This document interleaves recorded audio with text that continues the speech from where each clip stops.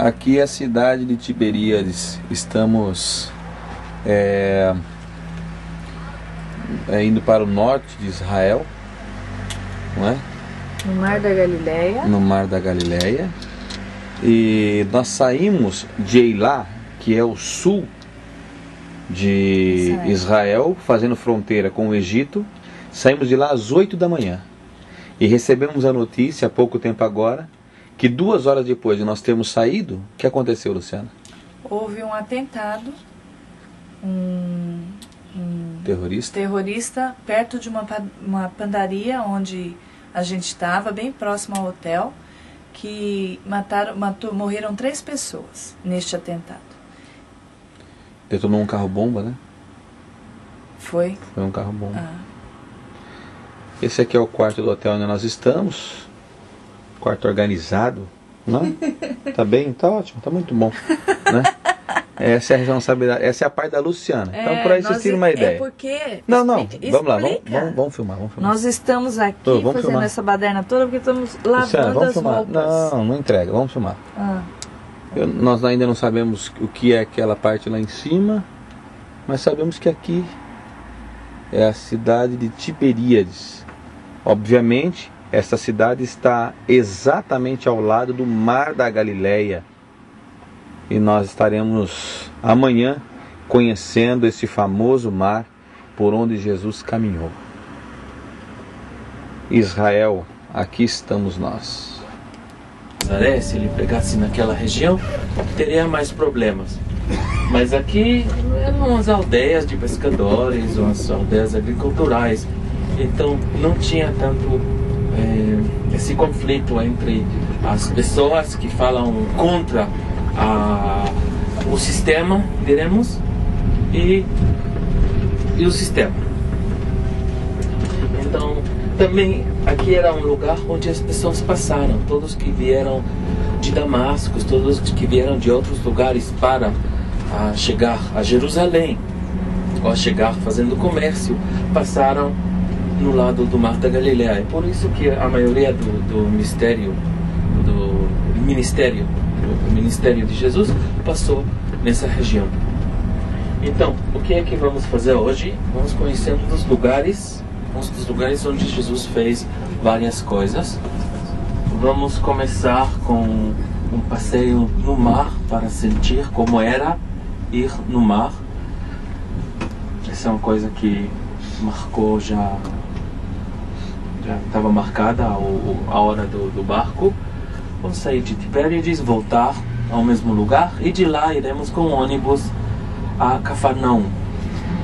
Cafarnaum, que era a cidade onde Jesus fez muitas coisas, pregou muito, fez milagres, e lá vamos falar do que passou naquele lugar.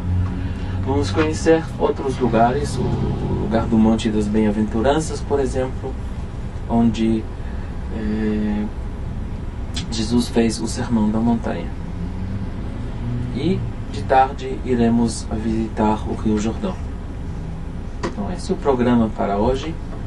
E mais uma vez, esses lugares que até hoje eram, para quem ainda não conheceu esse país, eram somente nomes na Bíblia, agora vão ter um aspecto mais físico também.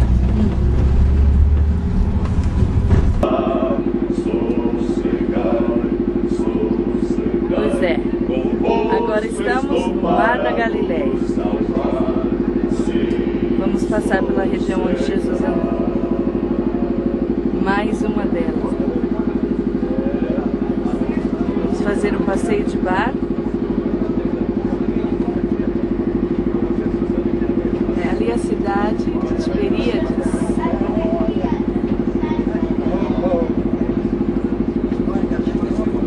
O hino de vitória eu irei.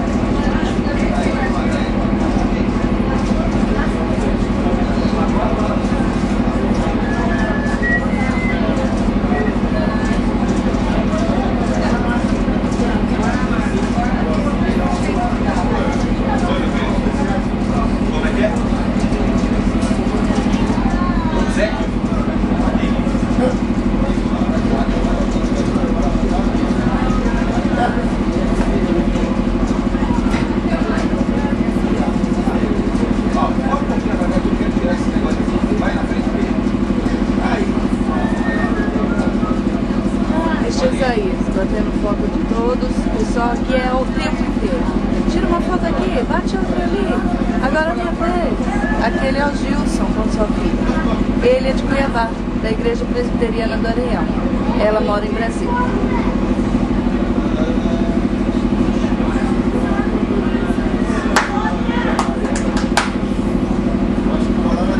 Estamos aqui no Mar da Galileia, onde o meu Senhor andou por sobre as águas, onde Pedro quase afundou, onde os discípulos passaram por um grande momento de temor e medo. É uma emoção indescritível. Sabemos que um dia nosso Senhor passou por essas águas. Louvamos a Deus por essa oportunidade preciosa que Ele nos dá. Que hoje a Luciana e eu estamos aqui em Israel para podermos percorrer por todos os caminhos que Jesus passou. Uma bênção, um privilégio.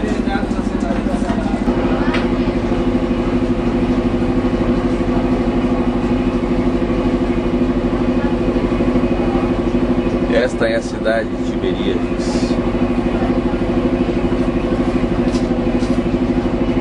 onde Jesus muitas vezes passou.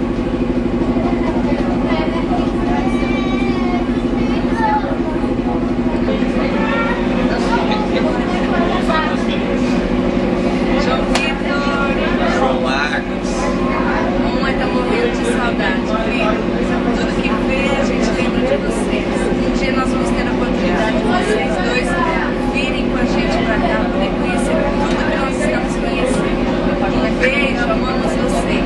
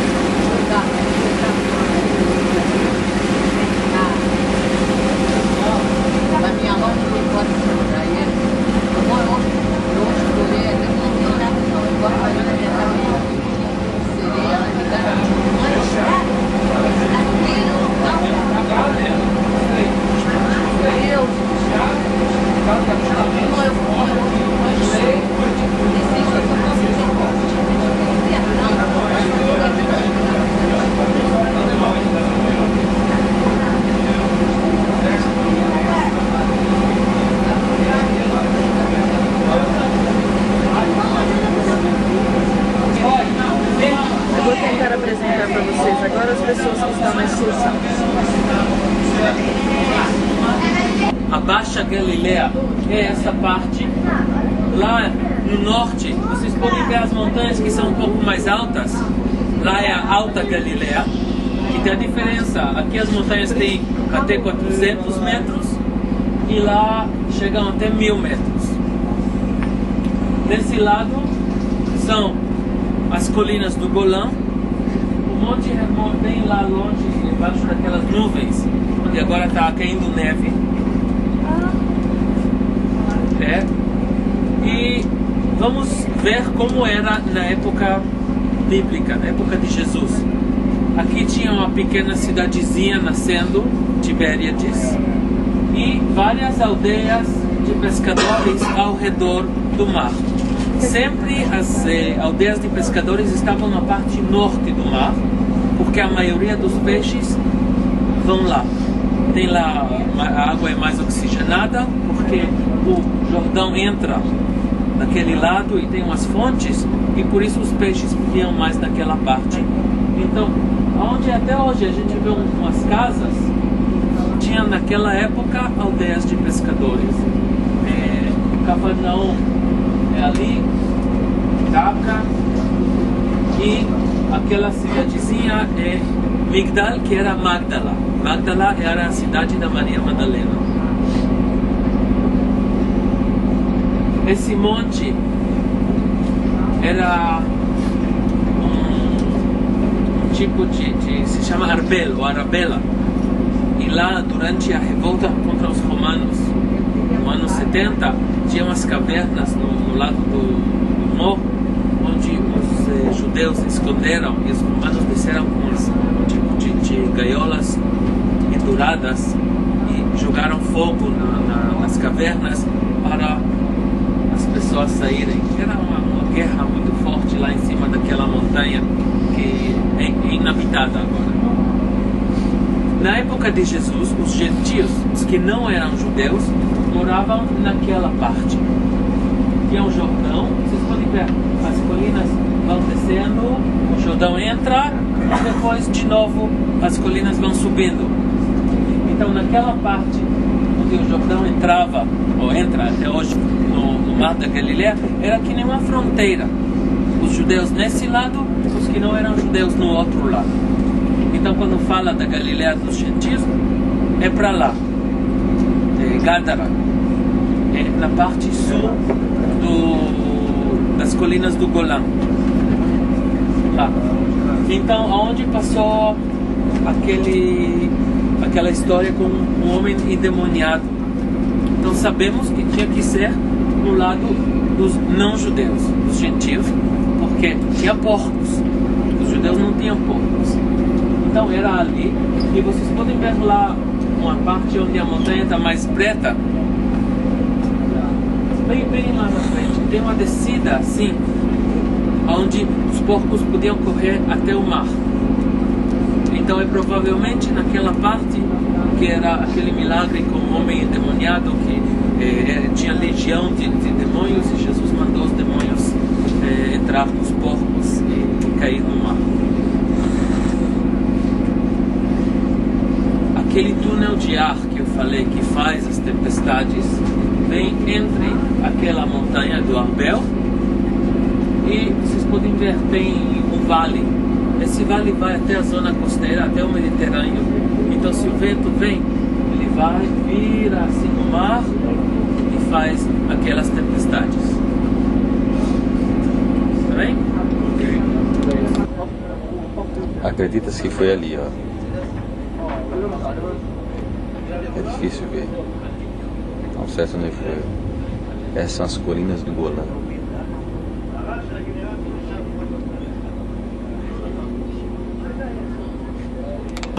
Que acalma o mar. Põe a mão na mão do meu Senhor da Galileia. Põe a mão na mão do meu Senhor que acalma o mar. Meu Jesus que cuida de mim noite e dia sem cessar. Põe a mão na mão do meu Senhor que acalma o mar. Pedro afundou no mar da Galileia. Pus a mão na mão do meu Senhor que acalma o mar. Meu Jesus que cuida de mim noite e dia sem cessar. Põe a mão na mão do meu Senhor que acalma o mar. Isso Miguel vai dar uma palavra. Eu estou sentindo falta de um culto mesmo, né? Esses dias assim, a gente ora, a gente tem um momento pequeno, uma palavra, que tem sido uma bênção, né? Mas eu tenho tido assim um anseio maior, né? Por um tempo maior, assim, junto, sendo na presença de Deus. Para mim está sendo muito importante essa viagem, muito enriquecedora, não só pelo conhecimento, né, desses lugares, mas também a companhia dos irmãos aqui. E eu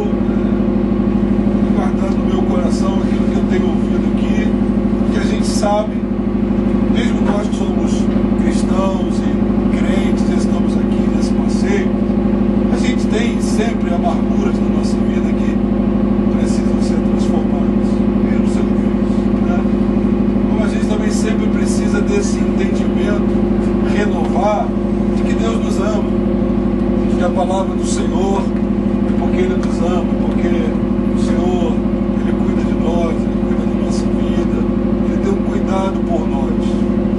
Estava até pensando nas nossas brincadeiras aqui, e eu estava também curtindo esse aspecto do amor do nosso Pai, né? Que Deus é um Pai. Deus é um Pai, que mesmo quando eu brinco aqui, né? Quando aparentemente eu estou fora do Espírito, que Deus é um Pai que me trata com carinho, que assim como eu estava conversando ali com o Bispo Francisco, ele dizendo que o meu filho só me pede $1, me dá $1, me dá $1. Então, que Deus é esse Pai? Que Deus está nos assistindo aqui no nosso passeio, nossa saída, Ele também está aqui conosco, né? O nosso, talvez, exagero em comprar alguma coisa que a gente não precisa, e se deixa levar. Deus é um Pai, e que isso é algo tão pesado assim.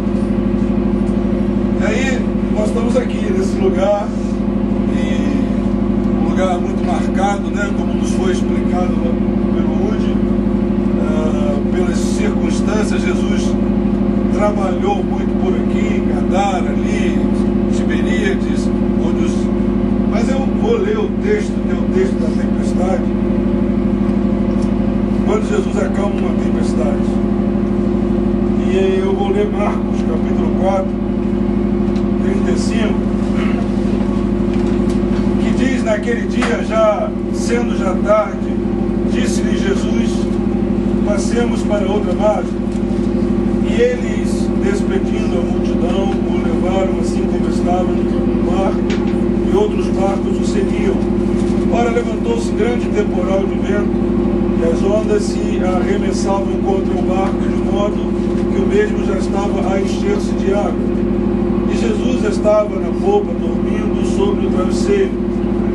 Eles o despertaram e lhe disseram: mestre, não te importas que pereçamos? E ele, despertando, repreendeu o vento e disse ao mar: acalma-te e emudece. O vento se aquietou e fez-se grande bonança. Então lhes disse: porque sois assim tímidos, como é que não tendes fé? E eles, possuídos de grande temor, diziam uns aos outros: quem é esse que até o vento e o mar lhe obedecem? Todos nós, os que aqui somos pastores, e até creio os que não são pastores, já pregamos sobre esse texto, já falamos desses princípios que aqui estão. Se há uma coisa que me marca nesse texto, além da revelação de que não há problema que Deus não possa resolver. Estava pensando nisso, né? Nós avançamos tanto na ciência, e o que o homem tem podido fazer é preparar um barco caprichado para suportar as tempestades. Mas o homem ainda não adquiriu esse poder de impedir uma tempestade, né? O homem não consegue, no meio de uma tempestade, ligar um radar, ligar um aparelho qualquer, fazer uma tempestade recuar, fazer uma tempestade parar. O homem pode, e tem feito isso, né? Preparado um barco, um motor potente para sair, para escapar, mas não tem essa capacidade. Até hoje, vamos dizer assim, o homem não pode fazer esse milagre de parar uma tempestade, de interromper uma manifestação da natureza. E Jesus fez isso com a sua palavra. Ele repreendeu a tempestade, o vento. Então, não há problema que Deus não possa resolver. Tudo bem? Não há problema. E isso é animador para mim, porque eu sempre tenho problemas, os quais eu não posso resolver, os quais nós chamamos de tempestade. Minha vida está... Eu não posso. Tudo que eu podia fazer, eu já fiz. E aí vem o que para mim, pessoalmente, é a grande mensagem desse texto, que é a palavra de Jesus. Quando Jesus disse assim: porque vocês são tímidos. Eu me considero tímido no que se refere a crer Convosco é que não tendes fé. Então o meu entendimento é que Jesus estava dizendo que não era para eles acordarem Jesus, era para eles terem feito o que Jesus fez, era para eles terem ficado de pé no barco e dizer, e repreender aquela tempestade.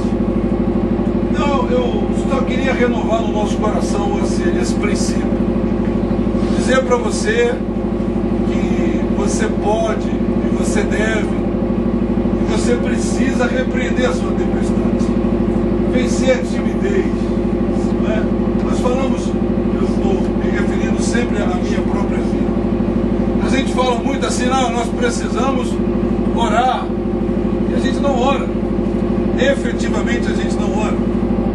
A gente fala muito assim, não, eu vou pedir a Deus, eu preciso pedir isso para Deus, mas não pede, né? Tem muita coisa que a gente sabe, mas efetivamente a gente não pede. Pede para um, pede para outro, mas olha, pede, mas a gente não chega diante de Deus e pede, ou a gente não chega diante do problema, porque é absurdo isso daqui, né? É absurdo chegar para uma tempestade e falar com a tempestade, mas isso é aquilo que nós precisamos fazer. Eu imagino que algum impedimento você deixou na sua cidade, na sua casa, na sua família, quem sabe na igreja que você é membro, na igreja que você é pastor. Então, que o nosso coração seja despertado por isso. É muito fácil que a gente incorre nesse erro de cobrar a fé das pessoas e falar para as pessoas, você tem que crer, você tem que crer. E eu acho que essa é uma pregação que nós temos que fazer para nós todos os dias. Essa é uma pregação que eu faço para mim todo dia. Miguel, você precisa efetivamente crer. Você precisa efetivamente abrir a sua boca e fazer aquilo que Jesus espera de você. Nós não estamos numa tempestade, nós estamos num bar. Nós estamos no mar da Galileia. E sem tempestade nenhuma aqui, se Jesus, né, como a gente costuma dizer na igreja, se Jesus entrasse aqui, nós cremos que Ele está aqui, nós sabemos que Ele está aqui, mas se Ele fisicamente entrasse aqui, o que Ele ia dizer para mim? O que Ele ia dizer para você? Qual seria a palavra do Senhor para a minha vida? Qual seria a palavra do Senhor para a tua vida? Talvez nós possamos entender que Ele estivesse dormindo também, porque Ele estava dormindo naquele barco, né? Mas eu acho que hoje Jesus não está cansado, como Ele estava cansado naquele momento. E eu gostaria muito que o Senhor pudesse dizer da minha vida que eu não tenho essa timidez de abrir a boca, de falar. Como pastor, às vezes a gente fica muito limitado. Eu vou contar uma pequena experiência para você, que era importante para mim. Quando na igreja que eu sou pastor, chamei pessoas para orar por elas, pessoas enfermas. Estavam num período de muitas orações assim, e Deus operando muitos milagres, muita gente sendo curada na igreja. E muito inflamado, numa reunião de semana, a igreja estava bem frequentada, e chamei um grupo grande veio.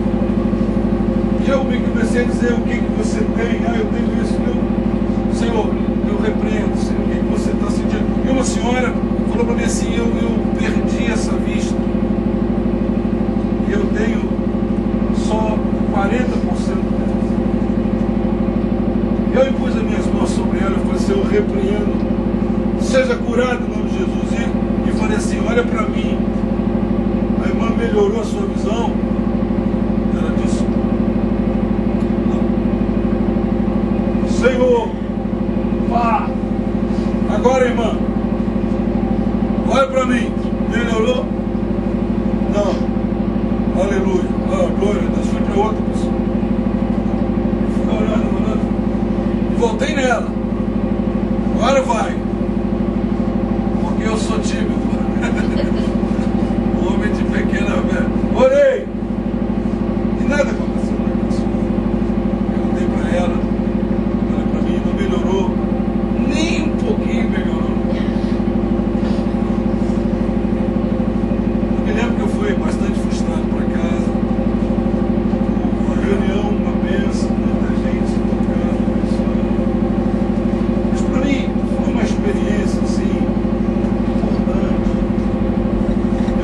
sei, você sabe que nem todo mundo é curado, Jesus não curou todas as pessoas, né?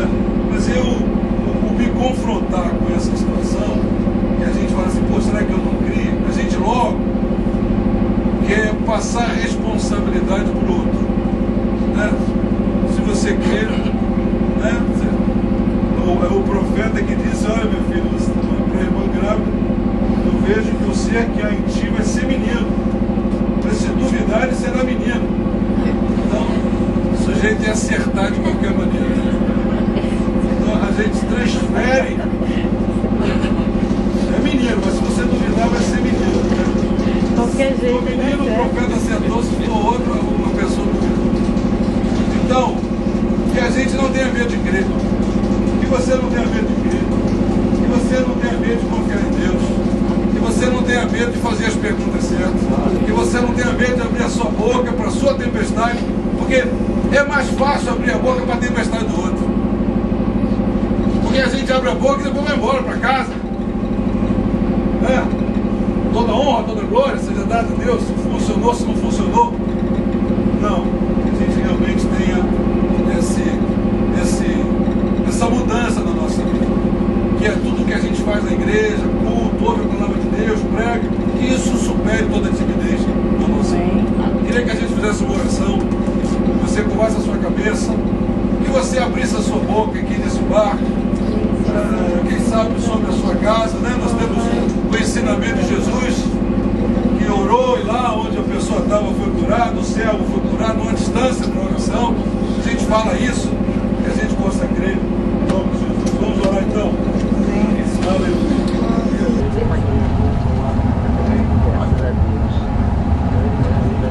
Aqui é a região onde Maria Madalena viveu,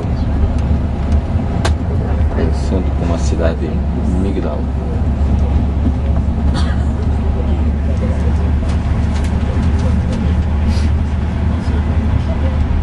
Mas isso também protege contra morcegos e outros bichos.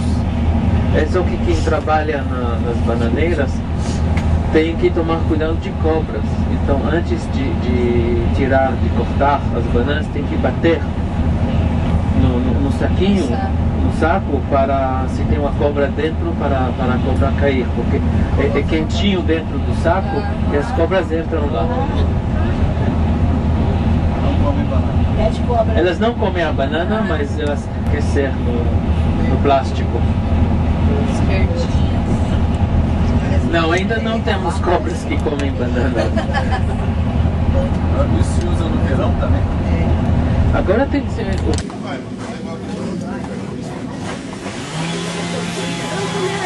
Vamos, pessoal, já estou Onde você está, Luciana? na cidade de Jesus, Cafarnaum. Aqui é legal, olha.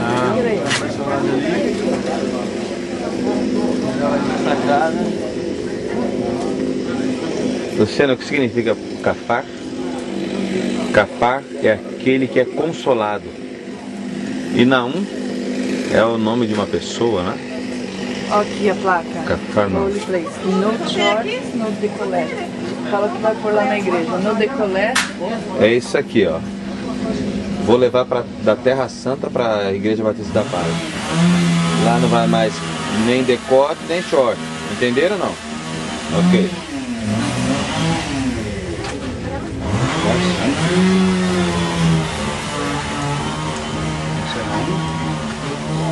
E com cruzes brancas, essa é a grega.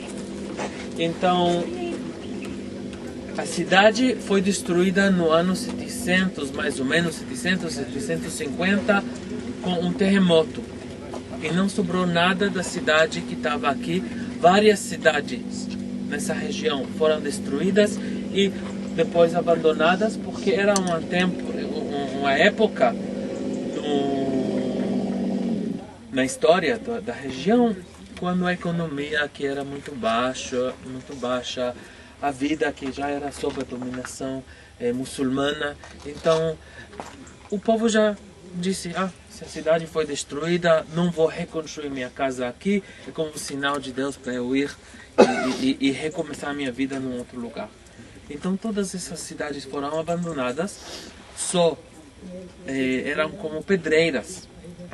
Quando construíram a cidade de Tibériades, quando construíram outras aldeias ao redor, chegaram aqui, roubaram as pedras para construir lá, porque é mais fácil roubar pedras já cortadas, já feitas, de que refazer as pedras, talhar. Então, dizer, talhar uma pedra demora 2 dias, roubar não custa nada, você vai com a charrete, até se vai com 2 semanas com uma charrete, um tipo de com boi. Você leva 20 pedras para casa, você ganha a diária e também não tem que pagar pelas pedras. Nenhuma sugestão aí não é? Bem mais. Então, em muitos lugares antigos tem essa coisa. E por isso a arqueologia também é baixinha. Não é que as casas eram somente baixinhas. O que sobrou é só as fundações das casas. E o que temos aqui são as fundações das casas. Tem lá, onde tem aquele edifício, nós veremos embaixo, tem uma casa que é marcada, dizem, a versão diz, que é a casa de Pedro. Eu vou falar mais disso lá. E tem o que sobrou da sinagoga. E vou falar mais da sinagoga quando estaremos lá. Tem aqui também umas decorações, todas essas pedras brancas decoradas eram provavelmente da sinagoga. Essa não é a sinagoga da época de Jesus, é uma sinagoga de 300 anos mais tarde. Mas eu vou explicar tudo lá. Mas o que é importante é que essa é Cafarnaum. Se a casa era a casa de Pedro, aquela, ou era essa, ou era outra, não podemos saber com certeza, mas era por aí. E como eram as casas naquela época, era o que se chamava em latim ínsula, ou ilha. Quer dizer, entre as ruas da cidade, tinha o que se chama uma ilha, uma ínsula, um lugar não construído, e tinha um pátio no centro e as casas ao redor. E quando a gente fala de casa, não fala de sala, cozinha, banheiro, 3 quartos a dormir, casa de empregada, tudo isso. Não. A gente fala de 2 quartos, 3 quartos, de tudo para a família. Normalmente era um grande quarto embaixo e um outro quarto no segundo andar. E o telhado que estava nivelado, que usava o telhado como um tipo de balcão para sentar nas noites muito quentes, noites de 30 graus, que não pode dormir em casa. As pessoas em Tibériades se molham um lençol, se cobrem com um lençol molhado e dormem em cima da casa. E sabemos que na época bíblica os telhados eram parte da casa, que nem uma varanda. Como sabemos, um exemplo, o rei David. O rei David foi respirar o ar fresco e viu a mulher do vizinho e tal. Não importa a história do David, importa o telhado nivelado, tá? Então, um exemplo. O Pedro, que tem aquele sonho do lençol que desceu com os bichos, também estava dormindo em cima da casa, no telhado. Não é, a gente imagina, especialmente quem pensa em casas europeias com aqueles telhados, como ele ficou lá encostado no telhado? Não, o telhado fazia parte da casa. E por que eu falo tanto do telhado? Porque tem aqui a história do paralítico. Então, quando eles chegaram com o paralítico, não fizeram um buraco no telhado para descer com ele até a casa. Não tinha que quebrar, furar o telhado. Mas o que eles fizeram, os amigos dele, que eu acho uma coisa incrível. Era, como as casas eram uma próxima à outra, e não podiam entrar por essa casa, eles entraram pela casa do terceiro vizinho. E foram com o leito do cara subindo de um telhado para o outro. Acho isso mais um esforço do que quebrar telhado de uma casa. Fizeram isso para o cara, para ajudá-lo e chegar até o lugar onde ele foi curado, onde Jesus viu ele. Então, por isso eu menciono o caso do telhado, que era parte da casa, era uma veranda que passou de uma casa para outra até chegar naquele lugar. Tá? Então vamos dar uma olhada no lugar onde a tradição diz que era a casa de Pedro. Essa é uma das tradições com uma probabilidade um pouco mais alta.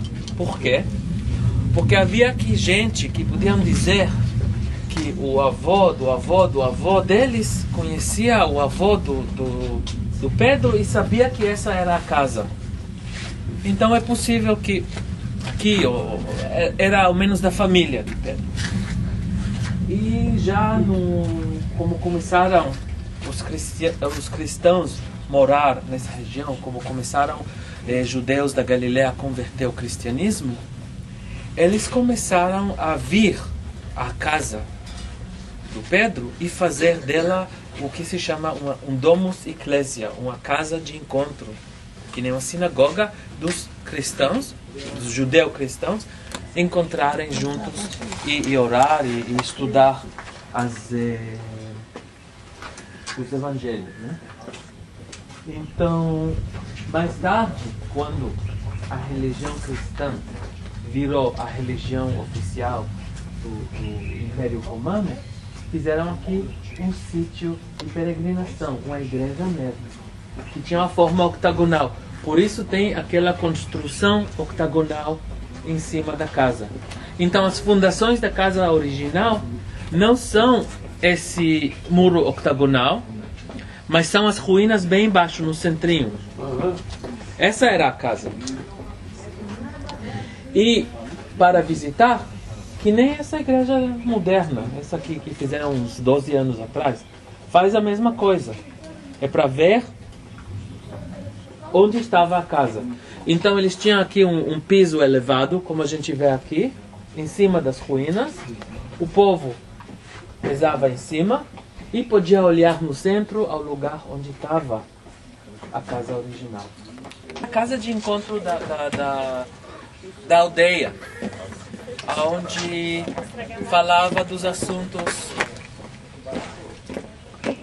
municipais, podemos dizer. Os velhos sentavam aqui quando chovia, eles sentavam dentro. Quando fazia quente, eles sentavam embaixo de uma árvore ao lado da sinagoga. Se tinha uma coisa, ele roubou minha vaca, ele sei lá o que, eles julgaram o povo, eles liam a Torá. Era escola também? Era uma escola também, lia a Torá, porque lia a Torá segunda-feira, quinta-feira e sábado. Tem o capítulo semanal. Divide a Bíblia, o Torá, o Pentateuco, em 55, 54 partes, e cada semana lê uma parte. Essa daqui é a sinagoga, mas não é mais a sinagoga da época de Cristo. Foi uma sinagoga construída 300 anos depois, mas que tem a mesma arquitetura, digamos assim, daquela que foi construída na época de Cristo. Aqui é que toda a sinagoga, quando ela é reconstruída no mesmo lugar. Então aqui exatamente onde nós estamos foi uma sinagoga frequentada por Jesus e possivelmente foi onde Jesus leu: o Espírito de Deus está sobre mim, pois que me ungiu a pregar aos cativos. Foi neste lugar que o nosso Senhor ensinou, foi neste lugar que o nosso Senhor abençoou vidas. E se você puder olhar ali, ó, você vai perceber que ao redor de toda a sinagoga são assentos, como que arquibancadas, porque a sinagoga não era um lugar apenas de culto, era um lugar onde se discutia a vida da comunidade. Estamos aqui, Cafarnaum.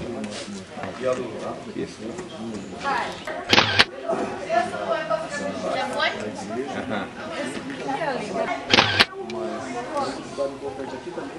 Tira fotos com ela, as fotos dela. Tira fotos com ela.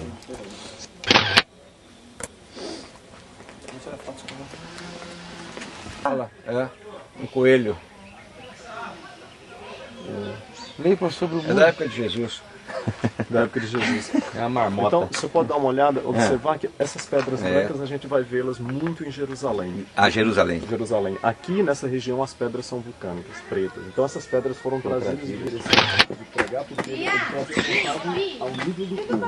O povo sabia o que era o... Perfeito. A Luciana é cultura. Cultura. Por favor, Dag, dá uma explicação para nós o que é que acontecia aqui. Não fale nada sobre isso nesse Vai, sentido. Dag, por favor. Isso é importante. Naquela época nós tínhamos a cultura era um pouco diferente, né? Então o trabalho pesado era feito pelas mulheres.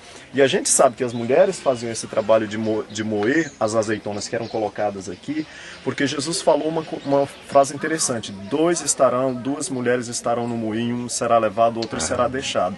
As mulheres faziam esse trabalho aqui, ou os jumentos. Quem, Dag? De nada, mas não tinha nada documentado. E essa pedra foi abaixo.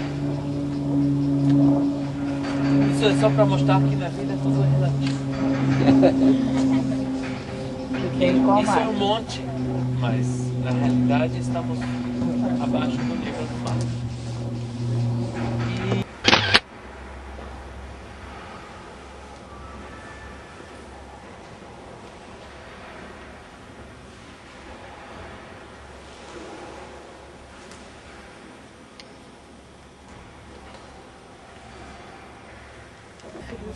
Esse aqui é o chamado Monte das Beatitudes, onde Jesus deu o seu sermão.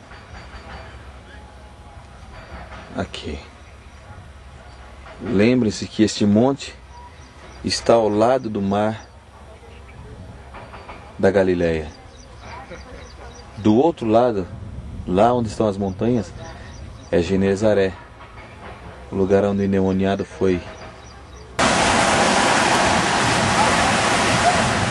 Esta é a praia em que Jesus encontrou-se com Pedro e perguntou se ele o amava.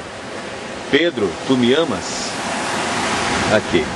Foi quando os discípulos voltaram e não tinham pegado nada. Então Jesus deu ordem para que eles lançassem novamente as redes e eles pegaram 153 grandes peixes. É este o lugar.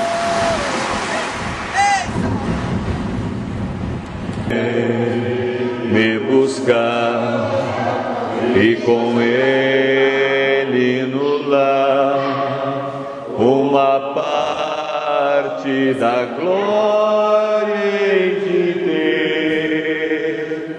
Sim, eu amo a mensagem da cruz, até morrer eu a vou. Esse é o Rio Jordão, onde Jesus foi batizado. Ali algumas pessoas estão descendo as águas batismais.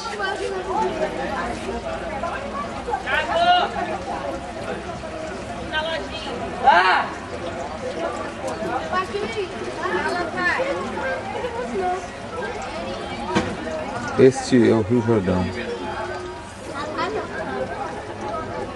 As águas são bem verdes, bem escuras, mas é um rio muito bonito. Olhando daqui dá para ver o fundo do rio. Rio muito bonito. E ali estão algumas pessoas.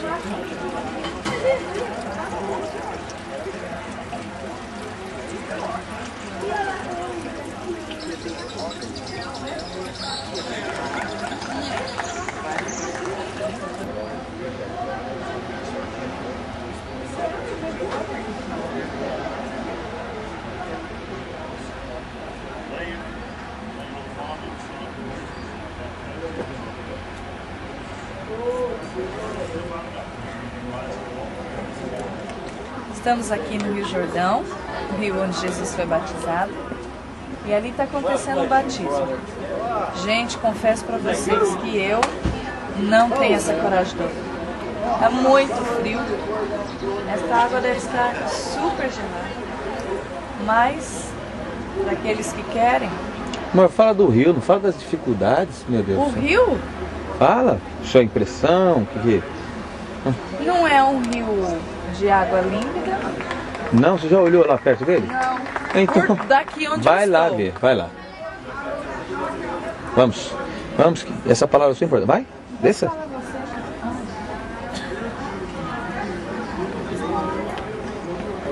Isso, Luciana, vai bem assim porque tá acabando aqui, tá? Mas eu não dou conta. Oh, gente, tô com medo de joelho detonar. Ah, não, a água é limpinha assim. Aqui, sim. Ah. Ótimo. Vai você, deixa eu tirar. Tira a foto.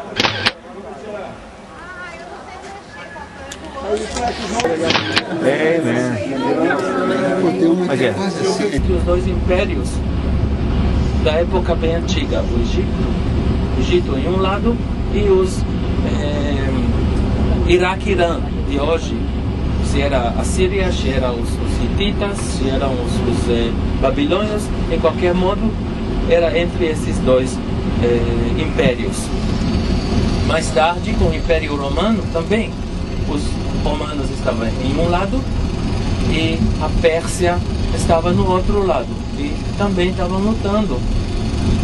Então tem várias razões. Uma razão é que no Gênesis, na criação do mundo, na terça-feira, fala 2 vezes que Deus viu que é bom. Nos outros dias fala 1 vez e Deus viu que é bom. Mas terça-feira fala 2 vezes. Então, é um dia que é com a bênção dobrada. Essa é uma razão. Mas tinha também uma razão técnica. Se tinha um casamento aqui, os primos, todas as famílias dos noivos chegaram das aldeias da vizinhança. E naquela época não era como hoje. Eu tenho um casamento em Tel Aviv, eu entro no meu carro, vou de carro 2 horas, já passo 120 quilômetros. 120 quilômetros é 3 dias de caminhar.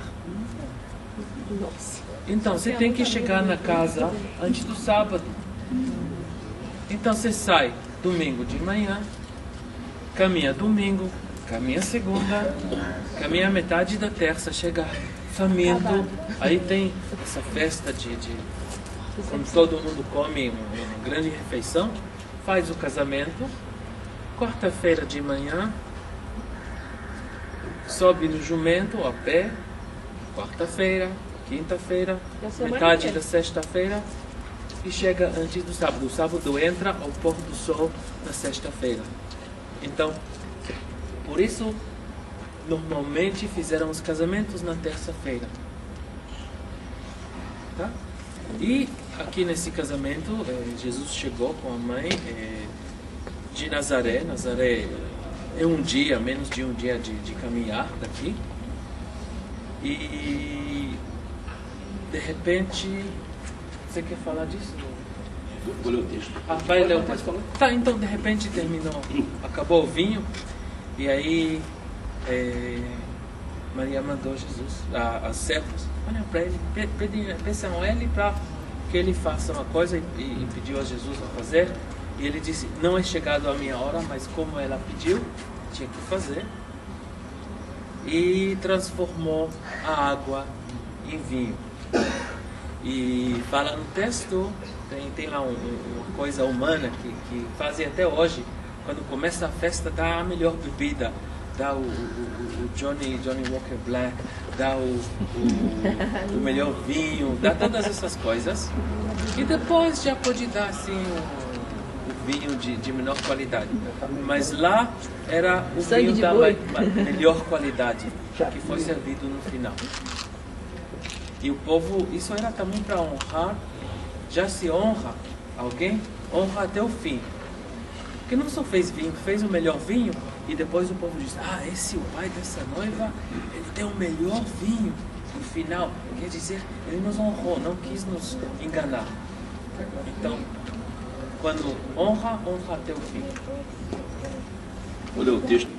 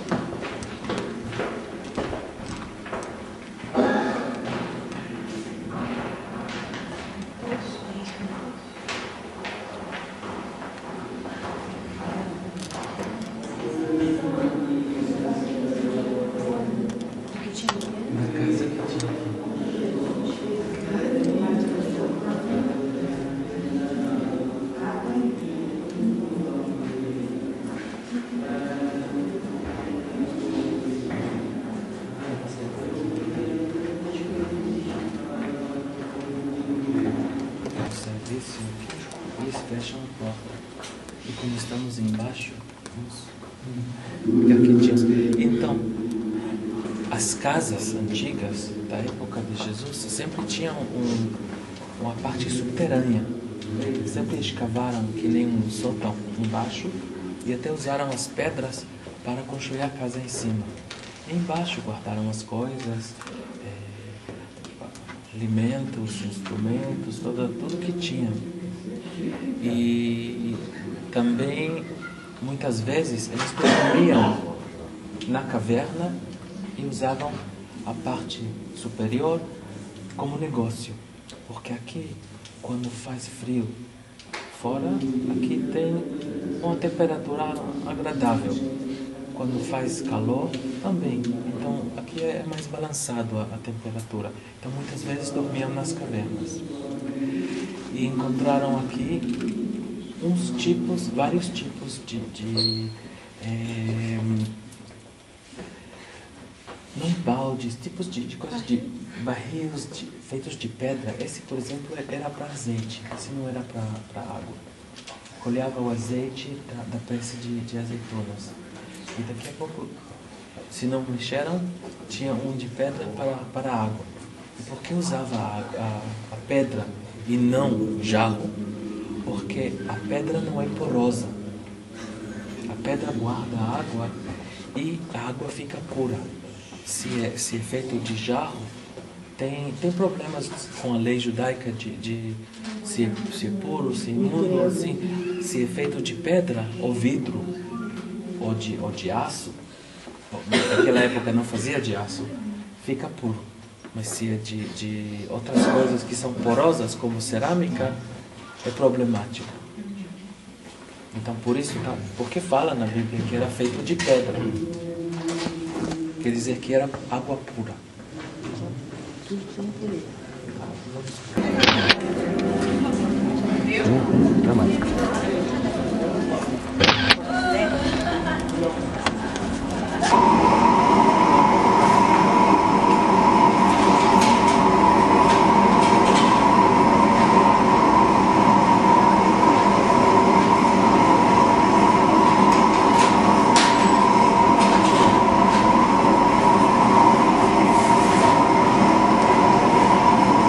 Viajar cada dia para trabalhar aqui.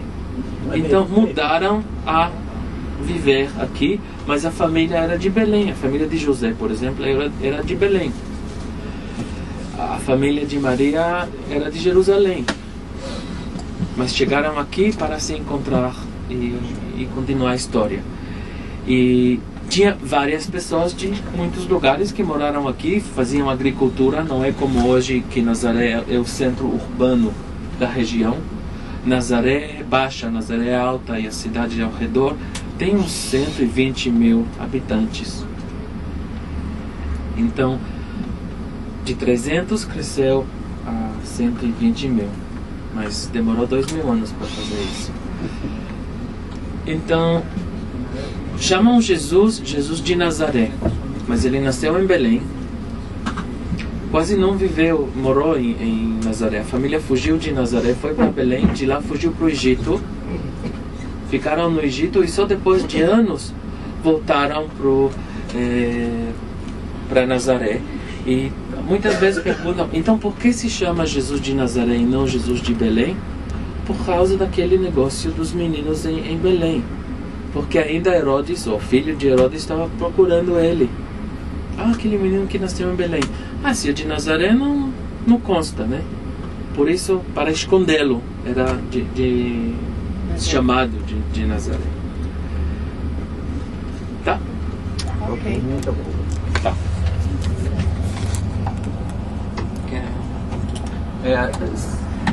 Todo mundo tirou foto já? Não estou vendo a igreja. Tá, a igreja está lá no centro, tem uma cúpula.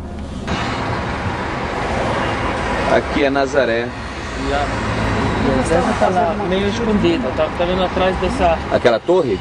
Atrás da varanda, agora tem essa varanda da casa. Sim. E atrás tem a torre. E o que é lá? Essa é a igreja da Anunciação, se chama.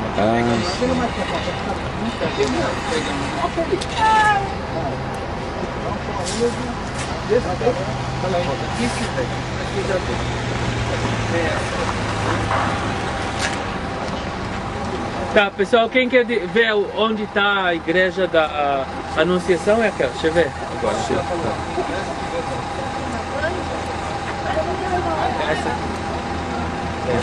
Tem assim e uma porta.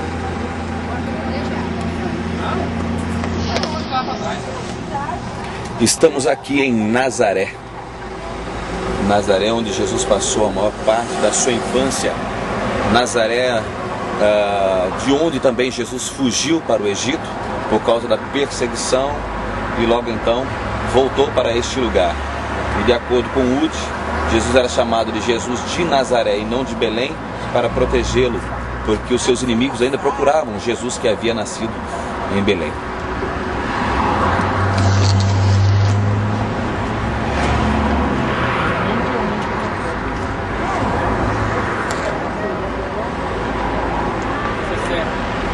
Qual é o Carmelo, Woody? Esse monte, essa serra aqui, toda é um monte de Carmelo. Olha, nessas histórias, as profecias, quando falaram para o Samuel, por exemplo, que queriam um rei, o que ele disse? Não querem rei, por quê? Porque ele vai fazer. Vai ter um exército, vai ficar caro, vai ter muitas mulheres. E o que passou? O Salomão fez isso. E o Acabe fez isso.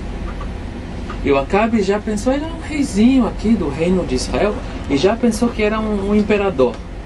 Ele fez acordos com os reis da região e entrou em guerras que não eram as guerras do seu povo, porque era importante. Eu tenho Megiddo, eu tenho Nablus, Shechem, como se chama, hoje chama Nablus, mas Shechem era. Então, as cidades importantes da região são minhas. Eu sou importante, a minha mulher é a filha do rei de Sidom.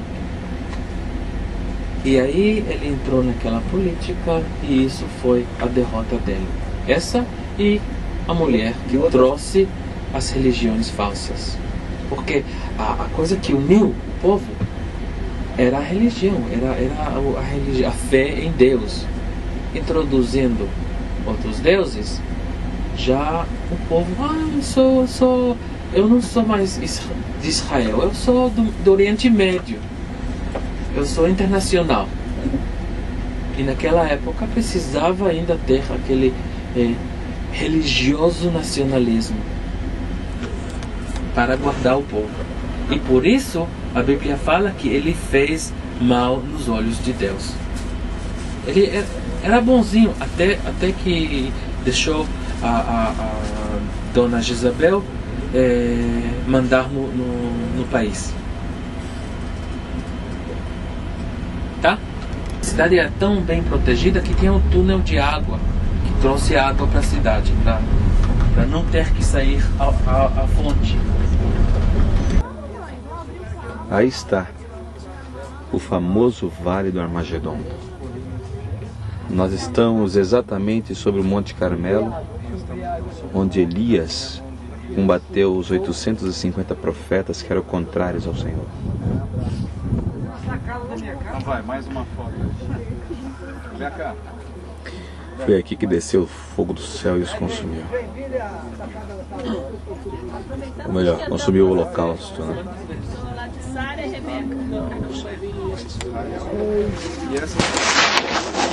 Era assim, toma. Estamos olhando. Foi aqui. Está ao redor do Monte Tabor. Está um pouco nublado, não dá para ver muita coisa, mas este é o lugar. Louvamos a Deus por essa oportunidade de estarmos aqui. Tira pegando de lá.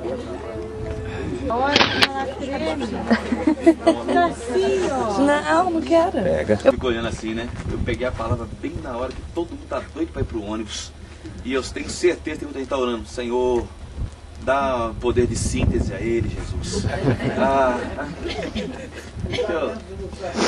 Os amigos ilustrados. Por falar nisso, deixa eu começar com uma. Conta-se uma história rapidinha. Que um certo homem, não querendo ser injusto com a sua família, perto da sua morte, resolveu dividir a sua terra em 5 partes. 5 partes iguais, porém havia uma das suas partes que estava atolada no brejo, um varjão que ninguém queria. Dividiu em 5 partes e aí então pegou e fez um sorteio. O filho mais novo ficou com a parte do brejo que ninguém queria. Os 4 irmãos mais velhos, nesses churrascos de finais de semana, reuniram-se todos e disseram assim: mas como você é um homem azarado? É muito azar. Você tinha 80% de chances de conseguir uma boa terra e você pegou aquela que ninguém queria. Ao que ele respondeu: sorte, azar, quem sabe? A partir de agora eu preciso do apoio de vocês. Vamos lá? Sorte, azar? Quem sabe? Quem sabe? Mais uma vez, sorte, azar? Quem sabe? Ok. Aí então, deu uma seca dessas que dá lá na terra de Israel, onde eu já estive, pela graça de Deus. Uma seca tremenda. E aí então, somente a parte da terra dele deu alguma coisa. Plantou arroz, colheu como nunca. Enquanto seus irmãos empobreciam, ele enriquecia. Seus irmãos disseram: mas você tem muita sorte. Ao que ele respondeu: sorte, azar? Quem sabe? Resolveu mudar de negócio, pegou todo o valor do arroz que havia vendido e comprou um cavalo de raça. E falou: vou começar no meu projeto de equino, vou montar um aras. Nenhuma anotação. Ok. Vou montar um aras. E aí então, o filho dele, único filho, deixou a porteira aberta, o cavalo fugiu para as pradarias, fugiu para os montes, os valados. E aí os seus irmãos disseram: mas que azar o seu, todo o seu dinheiro investido em um único animal, e ele foge. Ao que ele responde: sorte, azar. Quem sabe? Um dia o cavalo resolve voltar para casa, saudades do lar. E voltando para casa, traz consigo 37 cavalos, na verdade eram 153, mas eu dei uma diminuída. 37 cavalos ele trouxe juntamente consigo. Só tiveram o trabalho de abrir a porteira, todos os cavalos adentraram e eram da mesma raça, porém potros selvagens. Ao que seus irmãos disseram: mas rapaz, a sorte lhe persegue. Ele disse: sorte, azar. Quem sabe? Estou terminando. Acontece que para domar os cavalos só o seu filho era capaz. E no processo de domar os cavalos, ao cair numa queda muito violenta, quebrou os 2 braços e uma das pernas. Seus irmãos não perderam a oportunidade de mostrar o quanto ele era azarado, e mais uma vez ele havia perguntado: sorte, azar, quem sabe? Estoura a Segunda Guerra Mundial. Todos os filhos dos seus irmãos vão para a guerra. O único filho que não vai servir no fronte é o dele, porque justamente está com os braços e a perna quebrada. Ao que seus irmãos mais e pela última vez perguntam: mas tu tens muita sorte. Ele diz: sorte e azar, quem sabe?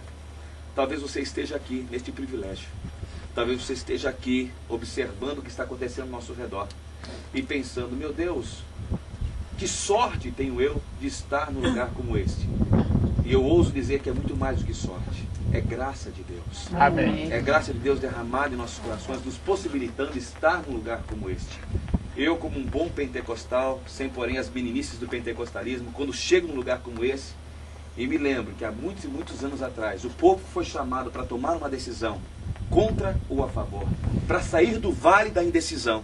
Acredito que Deus também nos traz a um lugar como esse, trazendo aos nossos corações estas palavras e dizendo a mim e a você: o que mais preciso fazer para que você se decida estar ao meu lado por inteiro. Porque Deus é um Deus bem resolvido. Deus é um Deus que não tem problema nenhum com relação à sua personalidade. Quando alguém diz assim: puxa, você faz bem isso, você diz: ah, deixa para lá, será? Quando você diz para Deus: nossa Senhor, como tu faz bem isso? Deus diz: eu faço bem mesmo, eu sou perfeito. E o que Deus fez neste lugar foi mais uma vez a demonstração do seu grandioso poder, que transformou a nossa vida, que consumiu o nosso pecado e que nos fez melhores do que outrora éramos. Poderíamos orar num momento como este, rogando a Deus, e que mais uma vez desça fogo, sim, mas não para consumir mais lenha, pedras e lamber a água, mas para consumir toda e qualquer dúvida que alguém aqui ainda possa ter, de que Ele é o mesmo ontem, hoje e ainda continuará sendo eternamente. Pai querido e santo, nós te louvamos, nós te bendizemos. Nós exaltamos o teu precioso nome por esta oportunidade. Ah, Senhor, fatos tão pequenos, mas que marcaram a nossa vida. Quantas vezes tu viu, Senhor, eu pregar sobre este assunto. De novo, por esta oportunidade preciosa e o fio, Senhor, já não faz mais sentido, Senhor, pela oportunidade que me deste de estar aqui. Ó Deus, uma coisa apenas te peço neste lugar. Dá a mim, Senhor, a intrepidez de Elias. Dá a mim, Senhor, e arranca do meu coração toda a timidez. Que eu possa olhar para o céu e todas as vezes que o Senhor me enviar eu possa clamar: desce, Senhor. Fogo divino clamamos por ti. Desce do alto, vem, desce aqui. Em nome de Jesus te louvamos, obrigado ao Pai. Não pela sorte que tivemos, mas pela graça demonstrada a nós em toda e qualquer situação. Em nome de Jesus. Nós estamos em Cesareia. Este ali que vocês vão ver é o mar Mediterrâneo. Aqui moram os ricos ex-governador, ex-presidente, ex-coronéis, futuramente ex-pastores da Igreja Batista da Paz. Não sabe, né? Não sei o que vai acontecer. E aqui é o mar Mediterrâneo. Pra eles verem. Tá lindo, lindo. Só que tá muito frio. E o que é essa construção atrás de você? Sei como chama. Isso eram os aquadutos. Aqui precisavam os romanos que fundaram. Aliás, quem fez a Cesareia foi Herodes o Grande. Ele deu o nome de Cesareia em homenagem a César Augusto. E aí então os romanos não queriam morar em Jerusalém. Jerusalém não era permitido ter deuses. E os romanos queriam ter os seus deuses, queriam ter as suas fontes, as suas piscinas. Então vieram morar aqui. E esse aquaduto agora, obviamente, são apenas ruínas, mas eles traziam água de 15 a 20 quilômetros de distância para manter o estilo de vida romano.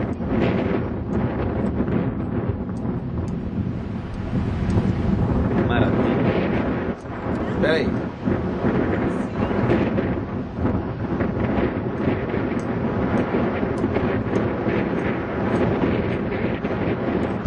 Já tirei uma. Então deixa eu tirar de você. Pra mim, ficar aqui nunca dá pra pegar o mar direito. Tô bonito. Já tirei. Vem aqui. Espera aí que eu vou mais longe. Fica aí.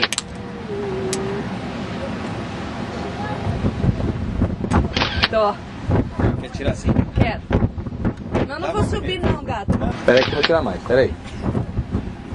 Vem aqui, segura o cabelo. Vamos lá? Fica aí. Vamos ver lá se tem alguma coisa lá.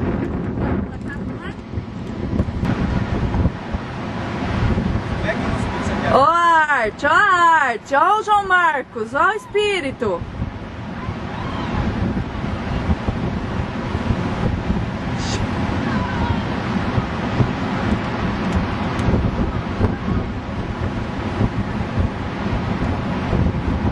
Ó a arte da criança. João Marcos, não aprenda, viu, filho? Olha lá seu pai onde foi parar. Olha lá, criança, o que tá fazendo?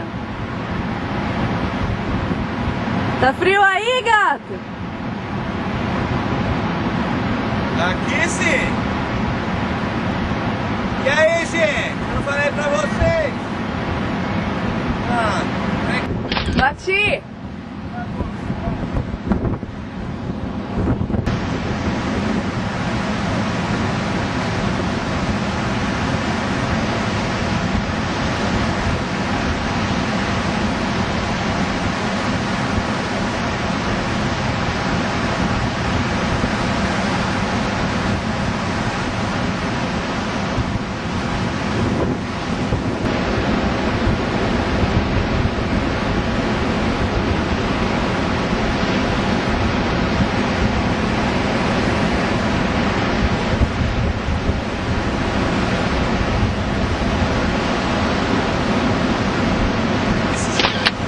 Não tô filmando mais.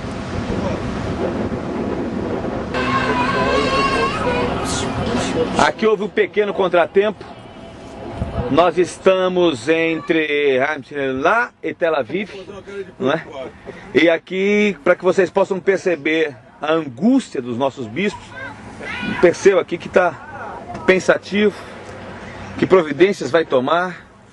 É um tanto cogitabundo, sorumbático, mas pela fisionomia a solução vem. Nós ainda não sabemos se é sorte ou se é azar. A solução chegou. A solução Equilíbrio, bom senso. Chegou na situação. Chegou aqui. Tudo é festa, tudo é alegria. Tudo é tranquilidade. Tá aí, ó. Olha, ó. Fala assim, eu quero aproveitar e abra a Bíblia. Abra sua Bíblia. Onde você estiver no Brasil ouvindo, assistindo esse vídeo. Onde você estiver, abra sua Bíblia. E o profeta Joel, the Joel Prophet, ele vai dizer para você que horas eu jantar. São tantas emoções. Mas isso é uma coisa que vai marcar, mas não esqueça. E lembra que o ônibus enguiçou, nós ficamos conversando. Põe a muvucada. E dá uma olhada no Bispo Sebastião, o jeito dele. Olha lá. Pensando, medindo a terra. Padre, que o meu irmão Carlos deu essa frutinha para ele comer, comeu. Aí o Úrio, não come. Ele já tinha comido. Aí o irmão Carlos falou assim, não, isso é uma fruta silvestre. Aí eu, para tranquilizar, falei assim, pode ser um veneno. Nesse porto aconteceram duas coisas muito importantes. No Velho Testamento é o porto de onde Jonas, após ouvir a palavra de Deus para pregar aos ninivitas, Jonas resolveu ir contrário à voz de Deus e foi para Tarsis. E é desse mesmo porto que, ao contrário de Jonas, um homem obedeceu, chamado Pedro. Pedro estava numa varanda, aqui neste lugar. Aqui abaixo de nós é o lugar onde se reconhece uma casa de Simão, onde Pedro estava. E aí então ele teve aquela visão do lençol, onde a palavra do Senhor mandava com que ele matasse e comesse. E aí ele entende que Deus o estaria levando para falar do grande amor de Deus lá em Cesareia, onde nós acabamos de estar. Cesareia é aquela cidade do aqueduto, acredito que você pode se lembrar dela. E Pedro, ouvindo a voz de Deus, foi lá, pregou e Cornélio se tornou o primeiro cristão não judeu da história do cristianismo. Aqui então esse ponto é extremamente importante por essas duas razões. Um homem obedece a Deus e nós sabemos o resultado disso. Um homem desobedece a Deus e nós também sabemos o resultado. E eu gostaria de pedir à minha filmadora oficial, filmadora não é a a cinegrafista, eu vou editar essa parte depois, para que, por favor, tenha bondade, filme aqui o porto de onde aquele incircunciso saiu e desobedeceu a voz de Deus.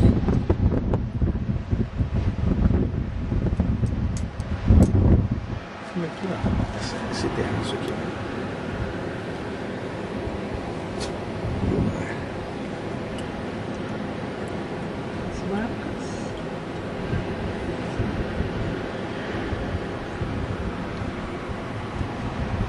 Aqui na entrada da cidade velha, Vem, mãe. Só entramos deixa pelo minha mãe, portão do lixo Tá e olhando aqui embaixo, vocês podem ver as escavações na parte sul do muro do templo realmente. Aí, Esse é o muro obrigado. sul, esse é o muro ocidental. O muro das lamentações, que conheceremos amanhã, é uma parte do muro ocidental que sustentava a esplanada do templo. O monte do templo, se a gente viesse aqui na época do rei Salomão, não era um quadradinho assim. Era um monte que nem todas as outras montanhas aqui, redondo. Mas 2000 anos atrás, o Herodes construiu um muro de retenção ao redor dessa montanha e encheu de areia, de arcos, construiu tudo e fez uma esplanada que cobre a montanha. Então o lugar mais alto onde havia o templo ficou exposto e o resto foi coberto com uma construção que deixou ele ter uma grande esplanada, um foro, que nem nas cidades romanas. E lá tinha uma parte que era a parte sagrada. Eu vou mostrar para vocês aonde era quando estaremos lá em cima. E tinha também uma parte que era que nem um fórum romano para a gente chegar, conversar, fazer negócio.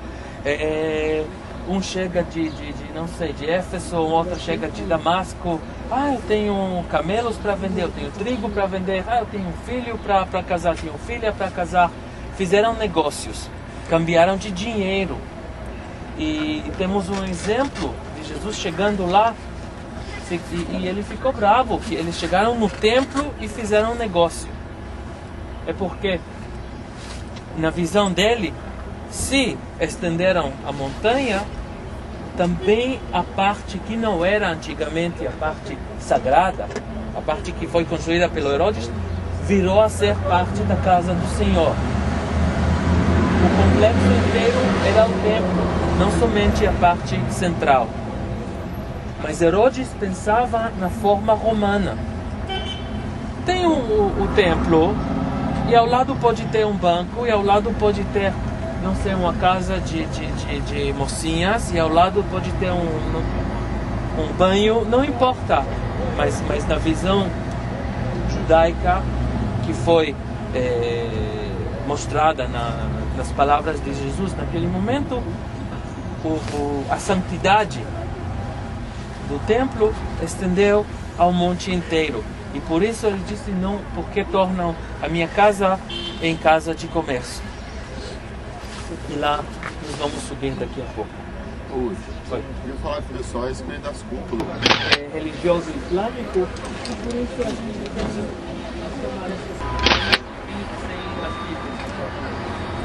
outra coisa, vocês lembram?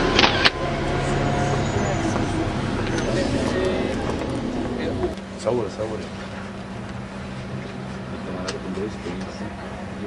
ما يكفينا هل هذا اخر يصور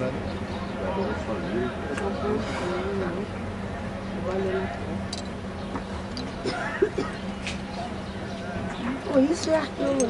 Acho arqueólogo. Isso aqui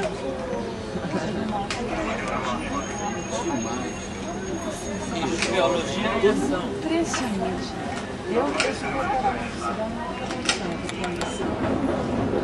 Uma visão do Muro das Lamentações.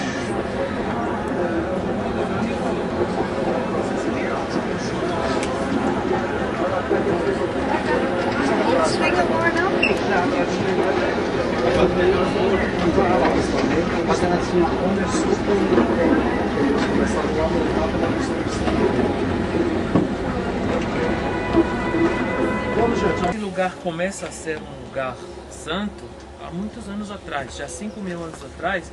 Tinha aqui uma eira e tinha aqui um túmulo que naquela época eram os lugares de culto. E sabemos que a tradição diz que Abraão chegou aqui para sacrificar o filho, e aqui foi que o anjo chegou e disse não, e deu o carneiro para ele sacrificar em vez do filho Isaac. Tem umas tradições muçulmanas que dizem que é o filho Ismael, então não sabe. Então, também sabemos que em Jerusalém tinha um rei que se chamava Melquisedeque. Não chamava a cidade de Jerusalém, chamava de Shalem, mas Jerusalém é também Ir Shalem, a cidade de Salem. E o Melquisedeque era um amigo do Abraão já, e a cidade dele estava lá embaixo, onde tem a fonte. Essa cidade virou em uma cidade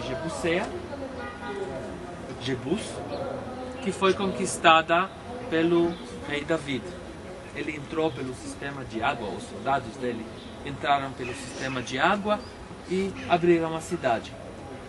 Ele conquistou a cidade e trouxe a Arca da Aliança de Kiryat Yarim e colocou ela em cima do monte, no tabernáculo. Ele não fez uma construção de pedra, levou o tabernáculo mesmo, que era um tipo de templo portátil, e somente o filho dele, Salomão, construiu o templo e o palácio dele aqui. E temos que lembrar, hoje olhando nisso, temos que lembrar que a montanha era uma montanha normal. Então aqui, se fosse na época de Salomão, esse seria o nível do telhado do palácio. Porque o palácio tinha o templo e o palácio ao lado. O que se chamava palácio ou templo de rei. O rei e o palácio estavam um ao lado de outro. Em grego, vocês chamam isso de acrópolis. Isso vem em qualquer cidade grega ou cidade grega. Isso aqui é para lavar os pés. Cada banquinho com a sua torneira.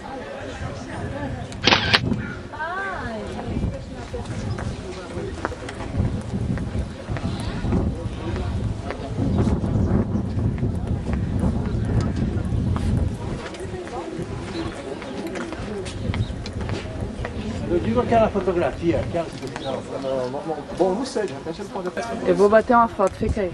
Fica aí. Papai.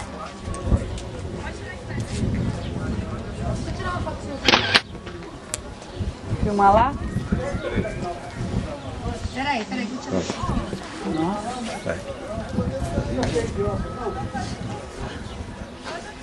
Aqui é quando os templários, os cavaleiros templários, invadiram e tomaram Jerusalém, os muçulmanos. Este era a sede dos cavaleiros templários. Ali ao fundo, você pode vê-lo. Quando Saladino foi tomar o lugar, para que eles não morressem, eles ameaçaram queimar o templo. Foi assim que conseguiram preservar as suas vidas.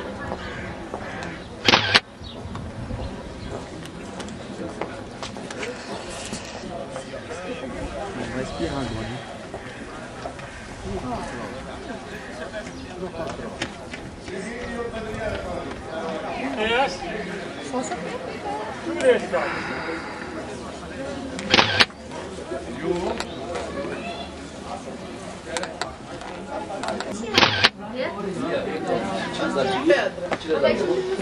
Tira. Essa é a porta que, segundo a tradição, o Messias há de entrar. Elas estão lacradas, elas foram lacradas pelos muçulmanos. Alguns acreditam que elas foram lacradas com o objetivo de que o Messias não consiga por ela passar. Está lacrada há muitos anos. É um portão tradicional de Jerusalém.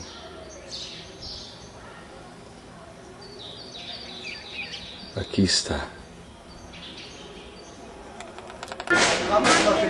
Atrás daquele policial, esta aí é uma pequena portinhola. É uma portinhola menor que dá para a esplanada do templo, onde se chamava de agulha. É isso. Por isso que Jesus disse: o quão difícil era um camelo passar pelo fundo de uma agulha. Vamos entrar para o tanque de Betesda. E era o tanque de Betesda, onde Jesus curou um paralítico que há 38 anos estava enfermo. Jesus lhe pergunta: queres ser curado? Todos nós conhecemos essa história. Isso aconteceu aqui. O tanque era mais baixo.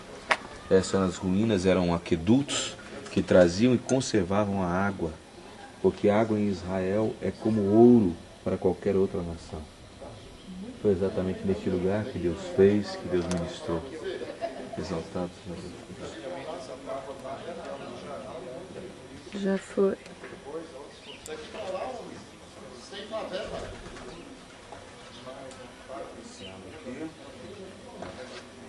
O pessoal que vai abar aqui, mas nada que atrapalha. É, o mesmo.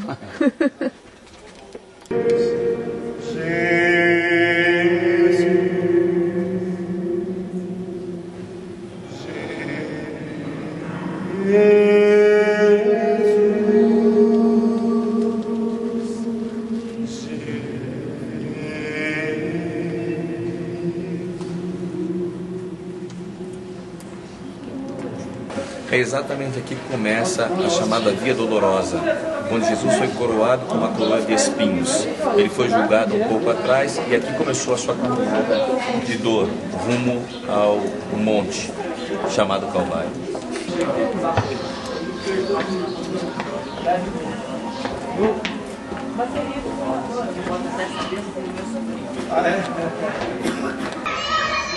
Aqui era como os muros eram feitos. Eram literalmente de pedras. E olha a largura.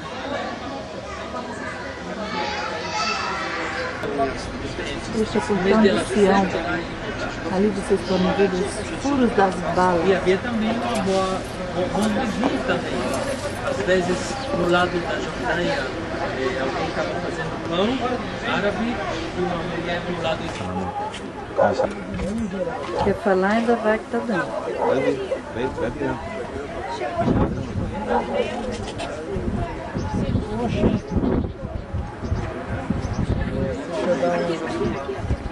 Uma olhada na mesquita aqui. Dá uma filmada geral aqui.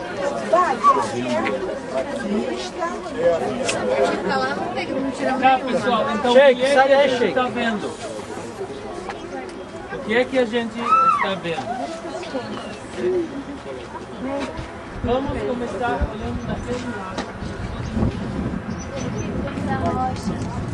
Agora é a igrejinha de Três Pontos. Vai!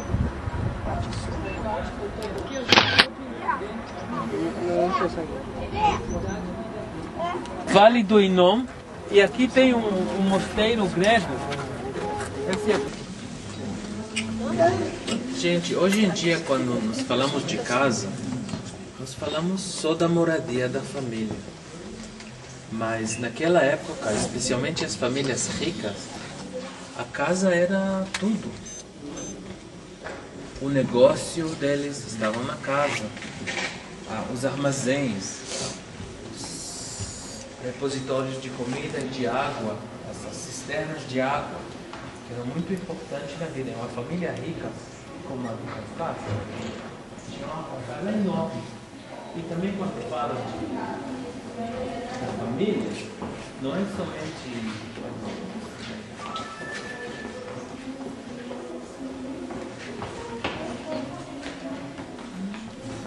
Isso tudo que vocês estão vendo era a casa de Caifás. Onde Jesus ficou preso. Mas que tiram tudo o quê? Onde Jesus ficou preso antes de ser julgado. Porque a alergia que eu também. Tudo é pedra.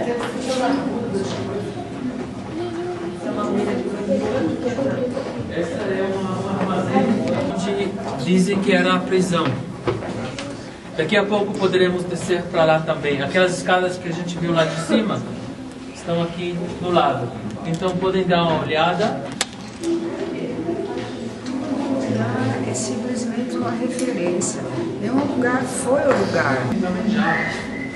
Sim.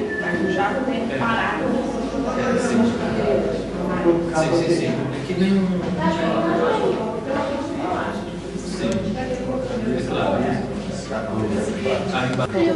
Aí sei onde a gente pode deixar, né?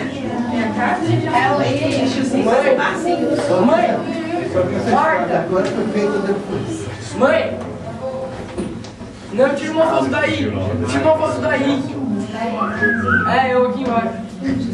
Olha, deixa eu tirar uma que saiu agora. Abre a câmera primeiro, abre a câmera primeiro. Isso! Tá aprendendo? Vem, filho. Marcelinho. Vira aqui pra mim. Carol, vira aí, Carol. Rocha pura. É rocha. Hein, Carol? Não tem como. Imagine quanto custou para labrar isso aqui. Rocha maciça. Tem fita?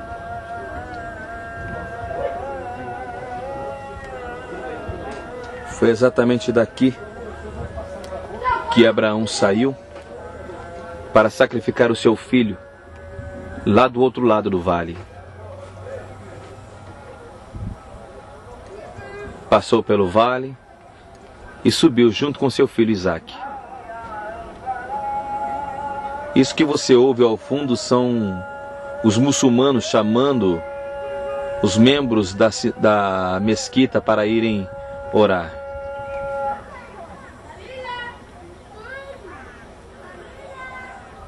Nós estamos exatamente sobre um monte de frente a Jerusalém.